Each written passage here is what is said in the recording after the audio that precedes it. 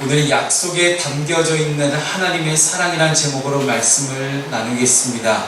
이 말씀을 들으시는 가운데 우리 주님이 은혜와 자비와 은총이 여러분과 함께 하시기를 축원합니다. 사람과 사람 사이에 혹은 조직이나 단체 간에 서로가 지켜야 할 중요한 의무사항들이 있을 때 그런 것들을 글이나 말로 정하여 맺는 약속을 계약이라고 합니다. 예를 들어서 집주인과 세입자 간의 임대 계약이나 회사와 회사 사이에 물품을 납품하는 그런 계약들이 있습니다. 또 나라와 나라 사이의 무역 협정도 일종의 계약이라 할 수 있습니다. 이렇게 세상에 많은 관계들이 계약을 통해서 이루어집니다. 이 계약이 존재하는 이유는 죄악된 인간은 그 마음이 변질되기 때문에 그렇습니다. 아무리 서로 입으로 약속을 잘 한다 할지라도 그 사람이 그 약속을 충실히 이행할 수 있을지 확신이 서지 않기 때문에 계약서를 쓰는 것입니다. 사람이 한번 먹은 마음이 변하지 않는다면 계약이라는 것이 존재할 필요가 없을 것입니다. 그러나 사람들의 마음이 변하고 믿을 수 없기 때문에 계약이라는 것이 반드시 존재해야 될 필요가 생겼습니다. 계약서를 작성하지 않고 계약서에 도장을 꼭 찍지 않으면 서로가 서로를 못 믿는 그런 시대를 우리는 살아가고 있습니다. 그렇게 우리 인간의 마음이 자주 변하고 쉽게 변질되는 것이 우리 인간의 마음입니다. 이 계약은 인간과 인간뿐 아니라 하나님과 인간 사이에서도 존재합니다. 하나님께서는 이스라엘 백성들과 계약을 하셨습니다.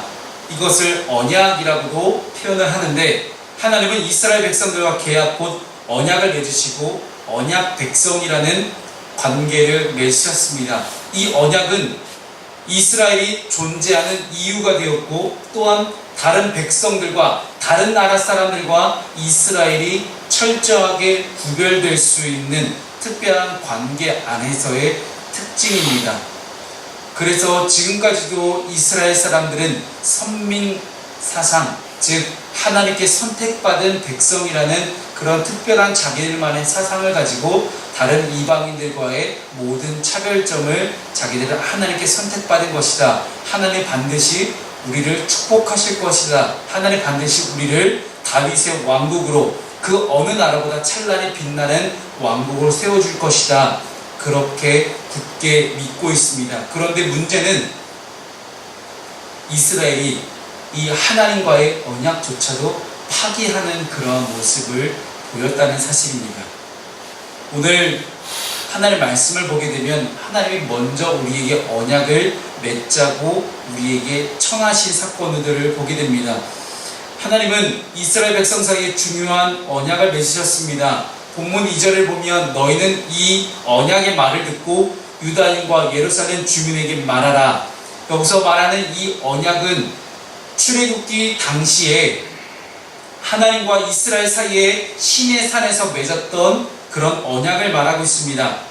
그래서 신명기 5장 2절 3절까지의 말씀을 보게 되면 우리 하나님 여호와께서 호렙산에서 우리와 언약을 세우셨나니 이 언약은 여호와께서 우리 조상들과 세우신 것이 아니요 오늘 여기 살아있는 우리 곧 우리와 세우신 것이라 라고 신명기가 분명하게 기록하고 있습니다. 이렇게 이스라엘 백성들이 애굽에서 종노릇하던 당시에 노예 생활하던 당시에 애굽에서 그들의 고통과 억울함과 부르짖음을 들으시고 하나님이 모세라는 사람을 보내셔서 하나님의 능력으로 그들을 애굽에서 건져내시고 출애굽시키셔서 광야로 인도하셨습니다. 그리고 모세를 혼자 시내산 꼭대기로 부르셔서 그곳에서 이스라엘과 언약을 맺으십니다. 그 내용이 오늘 본문의 4절 내용입니다. 오늘 본문의 4절 말씀을 함께 읽어보겠습니다. 시작. 이 언약은 내가 너희 조상들을 쇠풀무 애굽 땅에서 이끌어내던 날에 그들에게 명령한 것이라. 곧 내가 이르기를 너희는 내 목소리를 순종하고 나의 모든 명령을 따라 행하라. 그리하면 너희는 내 백성이 되겠고 나는 너희의 하나님이 되리라. 아멘. 이 말씀이 바로 하나님과 이스라엘 백성 사이에 맺은 언약의 내용입니다. 이스라엘 백성들이 하나님 말씀에 순종하며 살아가면 하나님은 그들의 하나님이 되고 그들은 하나님의 백성이 되며 그들에게 젖과 꿀이 흐르는 가나안 땅을 허락하시겠다는 사실입니다. 근데 여러분, 실제로 많은 이들이 성지순례를 가시거나 이스라엘 땅의 현지 사진들을 보시게 되면 왜 가나안 땅에 젖과 꿀이 흐른다고 할까라는 그런 의구심에 빠지게 됩니다. 왜냐하면 우리가 생각하는 젖과 꿀이 흐르는 땅은 굉장히 이제 나무가 많고 이제 풀들이 많이 우거져 있고 시냇물이 졸졸 흐르는 그런 땅을 상상하면서 우리처럼 농사가 굉장히 잘 되는 그런 땅을 아마 상상하실 겁니다. 근데 실제로 이스라엘 사람들이 현재 살고 있는 그 가나안 땅도 그렇게 젖과 꿀이 흐른다고 볼 수 없는 그런 땅입니다. 즉, 성경이 이야기하고도 젖과 꿀이 흐른다라고 하는 그런 의미는 비유법입니다. 어떤 비유법이냐면 젖과 꿀이 흐르는 그런 땅이다. 즉, 하나님이 공급하시고 하나님이 채워주시고 하나님이 부어주시고 하나님이 은혜를 우리에게 가득히 채워주시면 늘 끊임없이 공급하시는 하나님의 은혜와 축복 때문에 그 땅에서 하나님과 함께 살면 그런 땅은 젖과 꿀이 흐르는 땅이라는 것입니다. 그런 의미에서 성경 기자는 젖과 꿀이 흐르는 땅이라고 가나안 땅을 향해 기록하고 있습니다. 즉, 아브라함이 가나안 땅에 정착해서 처음 하나님의 이름을 불렀던 그곳에서부터 시작된 그 모든 가나안 땅들, 즉 그 자리에서 우리가 하나님을 예배하고 그 자리에서 내가 하나님을 이름을 부르며 하나님과 함께 동행하는 그 어디나 하늘나라, 즉 젖과 꿀이 흐르는 땅이라 할 수 있다는 사실입니다. 그렇다면 가나안 땅만 젖과 꿀이 흐르는 땅이 아니라 지금 우리가 살고 있는 이곳, 여러분이 함께 살고 있는 이 땅, 이 대한민국 여러분의 가정과 집과 여러분의 회사와 여러분 학교와 그 어느 곳이든지 하나님과 함께 동행하고 하나님을 예배하는 그 자리가 바로 젖과 꿀이 흐르는 땅이라는 사실입니다. 이런 목적지를 알 수 없는 광야입니다. 이스라엘 그 주변에 있는 광야들이 생각보다 굉장히 넓습니다. 근데 그 넓은 광야를 그냥 정처 없이 가라는 거예요. 근데 가는데 하나님 멈추라면 멈추고 하나님이 일어나서 떠나라면 떠나는 그런 인생을 살아갑니다. 너무나 닮아있지 않습니까? 아브라함이 처음 갈대아 우르 지역을 떠나서 어디로 갈지 전혀 알지 못하는 상태도 하나님 그냥 가라고 하시니 그냥 떠났어요. 하나님의 인도하심에 따라 떠나다 보니 어느 순간 그는 이스라엘 가나안 땅에 도착해 있었습니다. 아마도 우리의 인생 또한 그렇지 않을까 생각합니다. 당장 내일 일, 당장 오늘 오후에 벌어질 일도 우리는 전혀 알지 못한 채 살아갑니다. 하지만 당장 한 치 앞을 알 수 없는 인생을 살아가는 우리에게 있어서 지금 이곳은 이스라엘 사람들이 출애굽 이후에 걸어갔던 광야, 아브라함이 갈대아 우르를 떠나 가나안 땅까지 갔던 그 알 수 없는 그 길을 우리 또한 지금 현재 걸어가고 있습니다. 근데 우리에게 앞으로 젖과 꿀이 흐르는 땅, 하나님의 나라, 천국이 예비되어 있기 위해서는 지금 당장 내가 어디로 갈지 모른다 할지라도 우리는 하나님과 함께 있어야만 합니다. 그것이 바로 하나님과 우리가 동행해야 되는 또 다른 이유가 될 것입니다. 하나님의 언약에 따라 주어진 가나안 땅으로 입성해서 축복된 삶을 누리고 있었음에도 불구하고 언약을 통해 허락하신 은혜를 잊어버리고 그들은 가나안 땅이 원래 자기들의 땅인 것인 양 살아가고 있습니다. 여러분, 가나안 땅과 그들이 가나안 땅에 들어가기 전에 가장 큰 차이점은 무엇인지 아십니까? 여러분, 가나안 땅에서 이스라엘 사람들이 매일매일 하나님께서 주시는 만나와 메추라기를 먹고 살았습니다. 즉 하나님의 공급하심과 채우심이 없으면 도저히 살 수 없는 사람들이었습니다. 그런데 그들이 가나안 땅에 들어가서 농사를 짓기 시작하고 내가 피땀 흘려 노력한 내 인간의 노력으로 얻어진 산물을 먹기 시작합니다. 아, 하나님 없이도 내 힘대로 내가 살 수 있구나라는 생각 생각과 착각 속에 그들은 살게 됩니다. 그것이 바로 그들에게는 커다란 죄악으로 다가오기 시작합니다. 그러면 왜 하나님이 이스라엘 사람들에게 광야처럼 똑같이 먹을 것을 다 공급해 주지 않으시고 왜 농사를 짓게 하셨을까요? 차라리 하나님이 그냥 가나안 땅에 정착한 이스라엘 사람들에게도 똑같이 만나와 메추라기를 주시면 되는 거 아니었겠습니까? 그러면 과연 이스라엘 사람들이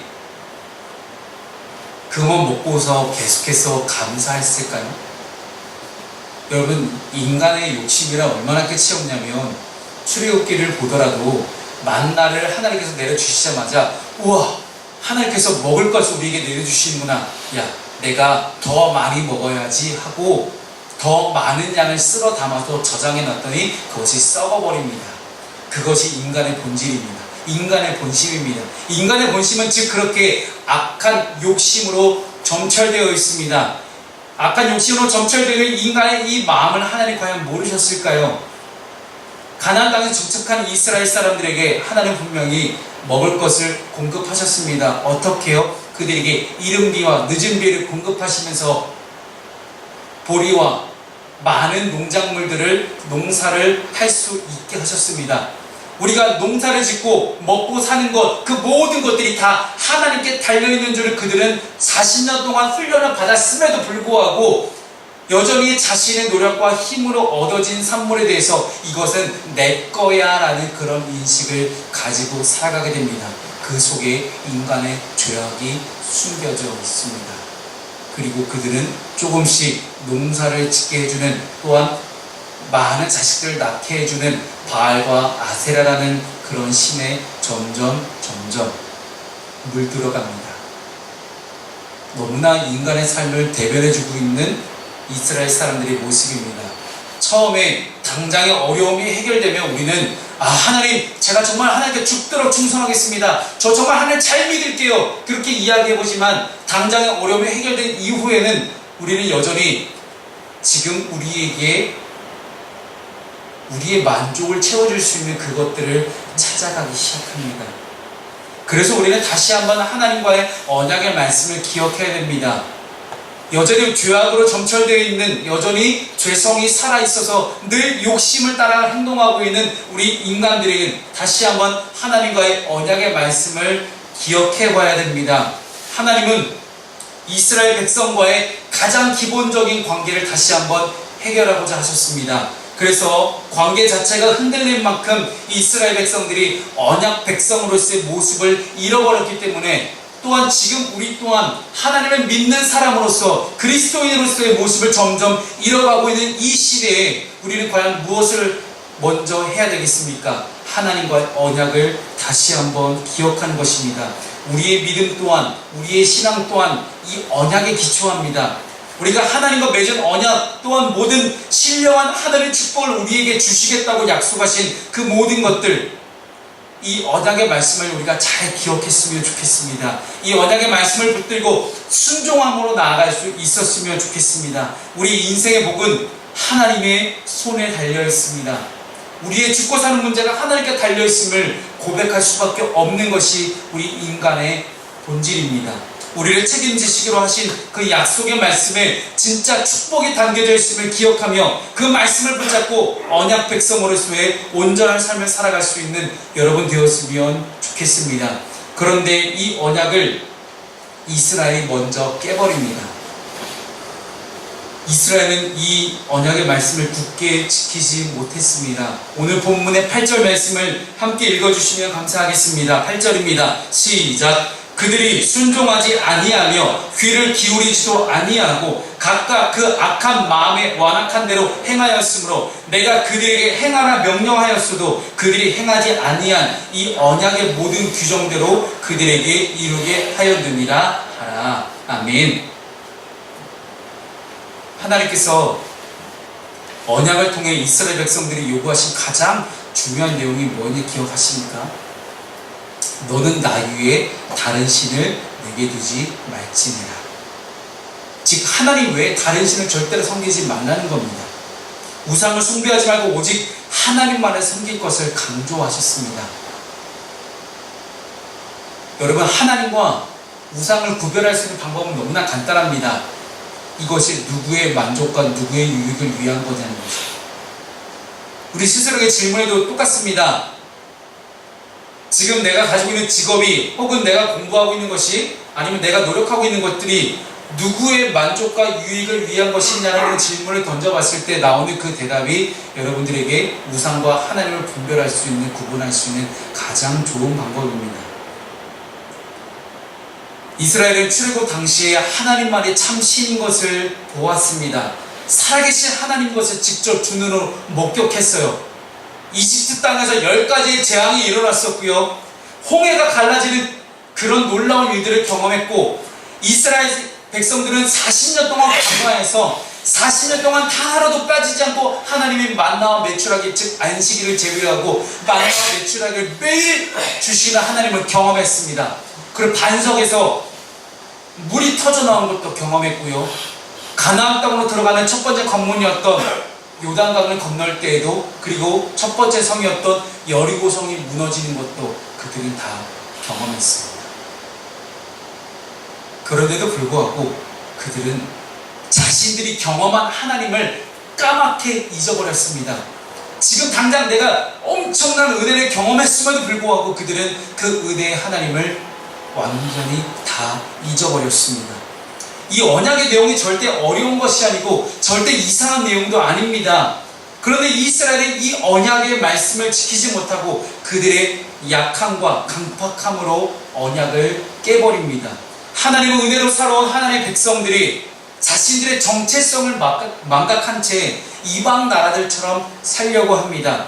이방 민족들처럼 이상한 것들을 누리고 물질적인 축복을 탐닉하며 우상을 섬기고 하나님의 말씀에 불순종하는 그런 생활에 빠져버렸습니다.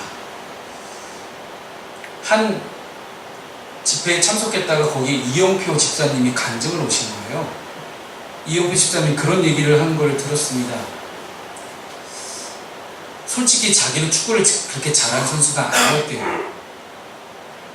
그렇게 신체 조건이 뛰어난 것도 아니었고,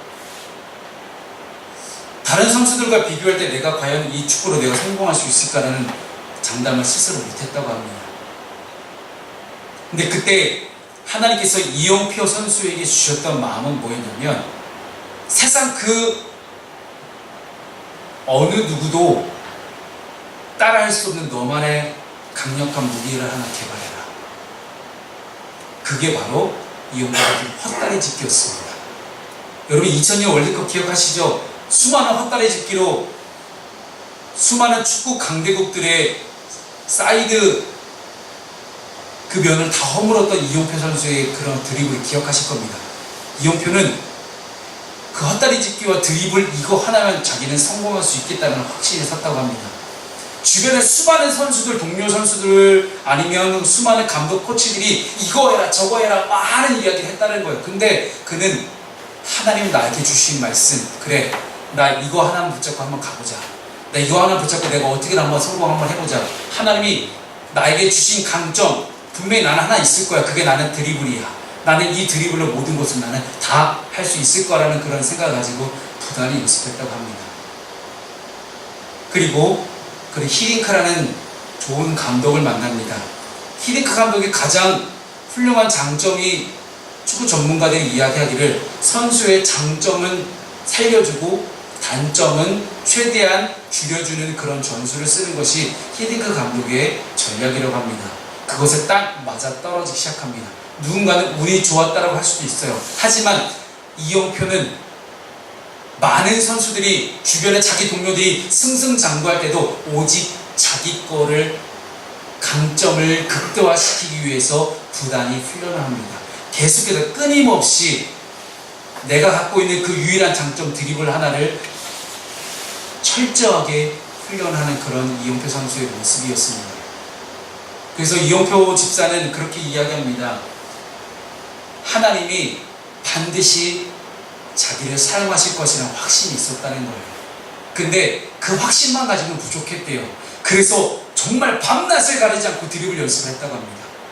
누구보다도 자기는 드리블 연습만큼은 세계 누구보다 나는 제 연습을 많이 했다라고 자부할 정도로 그렇게 많이 했다고 그는 이야기합니다. 하나님의 축복과 은혜만 기다리는 것이 아니라 자기가 할 것도 분명히 했던 그런 이영표 집사의 모습을 간증을 들으면서 저에게 깨달아지는 것이 있었습니다. 분명히 하나님은 축복하십니다.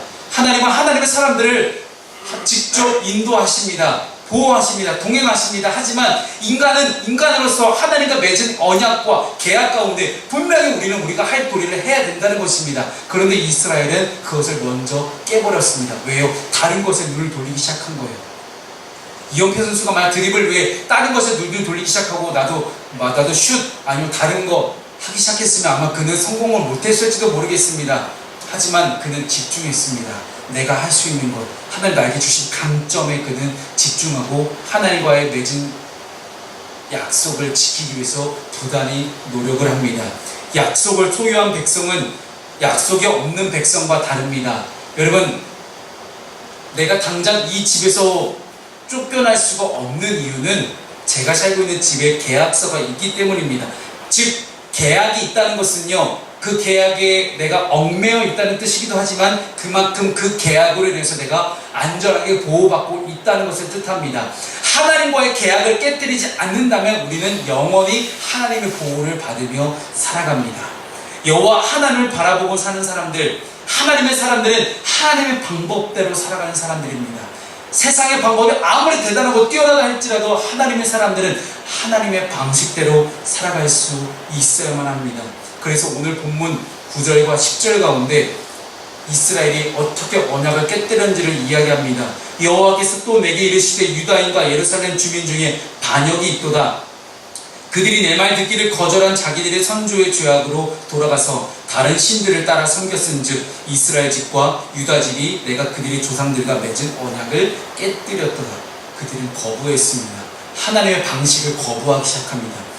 근데 이렇게 인간은 하나님의 뜻을 거부하고 자꾸만 튕겨져 나가려고 하고 삐뚤어지려고 하는 이런 사람들에게 여전히 하나님은 우리에게 사랑의 표현을 하고 계십니다. 그것이 바로 새로운 언약 관계를 맺기를 원하시는 하나님의 모습입니다. 오늘 언약의 말씀을 하시는 것은 하나님이 하나님의 백성들에게 다시 한번 가야 할 길을 알려주십니다. 예전에 언약, 그래 니네가 깼으니까 이제는 언약을 다시 한번 갱신해보자. 그런데 내가 새로운 언약 갱신할 수 있는 방법을 내가 너희들에게 제시하겠다. 그 언약 방법의 갱신은 무엇입니까? 히브리서 8장 8절에서 9절까지의 말씀을 함께 읽어보겠습니다. 좀 길지만 함께 읽습니다. 시작.